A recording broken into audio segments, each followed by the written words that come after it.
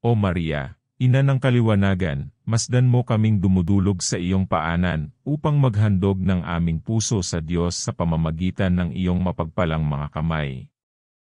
Liwanagan mo ang aming landas tungo sa buhay na walang hanggang dulot sa amin ng iyong anak, na nag-alay ng kanyang buhay, upang kami hanguin sa kadiliman ng kasalanan.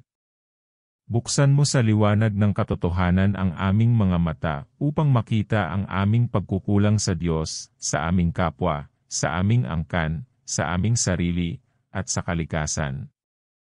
Puspusin mo sa liwanag ni Jesus ang aming puso, upang lubusan naming talikdan ang pagkamakasarili, at pagwawalang bahala sa iba.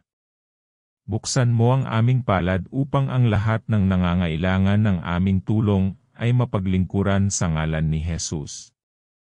Ang lahat ng ito, mahal na Ina ng kaliwanagan, ay aming panalangin at panata sa Diyos sa pamamagitan ni Jesus na iyong anak at aming Panginoon. Amen.